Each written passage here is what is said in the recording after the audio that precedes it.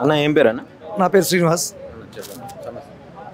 సమస్య ఏముంది, ఇప్పటివరకు ఆర్టీసీలో ఎవరైతే కార్మికులు అన్ని రకాలుగా డ్రంకింగ్ కేసులు కానీ, యాక్సిడెంట్ కేసులు కానీ, సిఎన్టీ కేసులు కానీ సస్పెన్షన్ రిమూవల్ అయ్యి పెండింగ్లో ఉండి కోర్టులో ఉన్నటువంటి కార్మికులందరికీ కూడా ఈరోజు ఈ కాంగ్రెస్ ప్రభుత్వం వచ్చిన తర్వాత ప్రజాభవన్లో సమస్యల పరిష్కారం అవుతుంది అని చెప్పి ఒక సమాచారం ఉంది. కాబట్టి పెద్ద ఎత్తున ఇక్కడికి రావడం జరిగింది. నేను కూడా నా మిత్రుని కోసం ఇక్కడికి రావడం జరిగింది. ఇప్పుడు ప్రస్తుతం అయితే డిఎం స్థాయిలో, ఆర్ఎం స్థాయిలో, ఈడీ స్థాయిలో ఉన్నటువంటి అప్లికేషన్స్ తీసుకోవడం లేదు.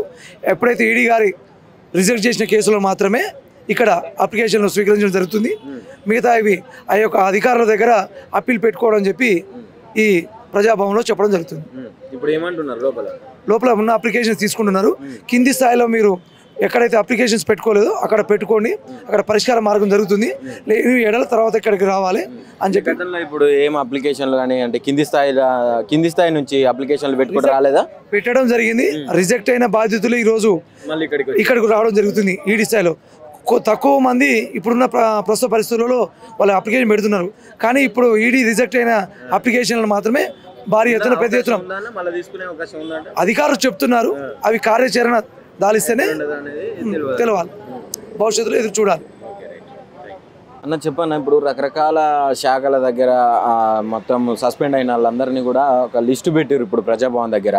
ఎట్లా కొనసాగుతున్నది లోపల ప్రక్రియ? న్యాయం జరిగే అవకాశం ఉందంటారా? సార్, ఇప్పుడు ఇది మనకు ఒక కమిటీ వేసిరను. ఇంతకుముందు రిమూవల్ అయిన వాళ్ళు, సస్పెండ్ అయిన వాళ్ళు, కోర్టు కేసులో ఉన్న వాళ్ళకి కమిటీ వేసిరు.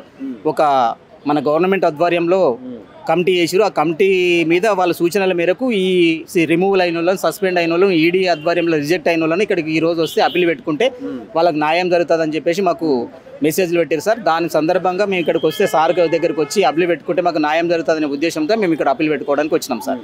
ఇప్పుడు ఈడీ దగ్గర కావచ్చు, ఇంకొక 2-3 ఇట్లా ప్లేసుల స్థానాల దగ్గర సస్పెండ్ చేయబడ్డ వాళ్ళు ఇదంతా ఒక కాలయాపన చేసే ప్రయత్నమే చేస్తుందని చెప్పి ఇప్పుడు మీతో పాటు వచ్చిన వాళ్ళు కూడా కొంతమంది చెప్తా ఉన్నారు. ఎంతవరకు నిజం ఇది?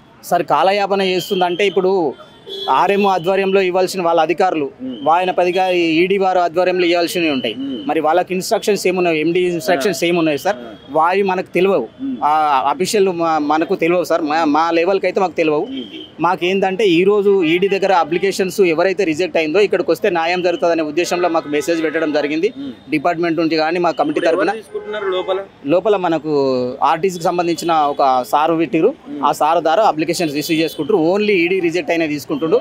సాయంత్రం వరకు మీకు ఇన్ఫర్మేషన్ ఇస్తాము, ఏదైనా విషయం ఉంటే మేము చెప్తామని చెప్పి రిప్లై చేయడం జరిగింది సార్. అంటే ఇప్పుడు ఇది దశల వారీగా జరిగే అవకాశం ఉన్నదా? ఇప్పుడు ఈడీ, ఆర్ఎం ఇట్లా ఒక్కొక్క బ్రాంచ్ ఒక్కొక్కటి అట్లా సస్పెన్షన్స్ అన్ని ఎత్తివేసే ప్రయత్నం చేస్తున్నారు? అవును సార్, ఇప్పుడు మేము ఆర్ఎంకి పెట్టాను సార్, రిజెక్ట్ చేశారు సార్. తర్వాత ఈడీకి అప్పీల్ పెట్టాను, రిజెక్ట్ జరిగింది. తర్వాత ఇప్పుడు ఈడీ వాళ్ళను ఇక్కడికి రమ్మని చెప్పారు కాబట్టి ఇక్కడన్నా మనకు న్యాయం జరుగుతుందనే ఉద్దేశంతో రావడం జరిగింది సార్. సార్, ఇక అవకాశం అంటే ఆశ అనేది మనిషికి ఉంటుంది సార్ ఖచ్చితంగా. ఎందుకంటే ఉద్యోగం కదా సార్, ఈ రోజులలో ఉద్యోగానికి ఎంత ఇబ్బంది అవుతుంది అనేది అందరూ తెలుసు. ఏదో ఒకటి చేసుకుంటేనే బతికే పరిస్థితిలో ఉన్నాం.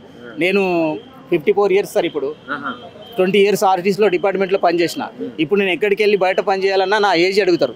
సరే, నాకు టాలెంట్ ఉందా లేదా అనే సమస్య కాదు, నీ ఏజ్ ఎంత ఉందని అడుగుతారు. ఈ ఏజ్ ఏం పని చేస్తారు? నేను ఖాళీ సెక్యూరిటీ గార్డ్గా పనిచేసే పనికి వస్తాను, ఇంకా వేరే పనికి రాను. అందువల్ల నాకు బయట నేను 20 సంవత్సరాలు ఆర్టీసీలో నేను పనిచేసి ఇప్పుడు నేను బయటకు వెళ్ళి ఉద్యోగం చేసుకోవాలంటే, నా పిల్లలు రోడ్డుకు మీదకి వచ్చి నేను బతకాలంటే నాకు కష్టం సార్. ఇంట్లోనే ఉద్యోగం ఇస్తే ఇప్పుడు నాకున్న 5 సంవత్సరాలు 10 సంవత్సరాలు నా రిటైర్మెంట్ ఏజ్కి నేను కంటిన్యూషన్ అవుతాను. ఎందుకంటే మేము రిటైర్మెంట్కి సంబంధించి ఎస్బిటీ, ఎస్ఆర్బిటీ అనేవి మాకు ఉంటాయి సార్. మాకు డిపార్ట్మెంట్ నుంచి కట్ అయ్యేటి పీఎఫ్ అనేది ఉంటాయి. అవి నేను ఏం తీసుకోలే. మాకు ఇంకోటి ఏంటంటే, మాకు మన ముఖ్యమంత్రి గారు వచ్చినాడు, మాకు ఏరియర్స్ వచ్చినాయి. 2014 నుంచి మాకు ఏరియర్స్ వచ్చినాయి. దాన్ని బాండ్ పేపర్ రూపంలో ఇచ్చారు. మొన్న కొంతమంది మన ఈ గవర్నమెంట్ వచ్చిన తర్వాత కొంతమందికి సెటిల్మెంట్ చేశారు.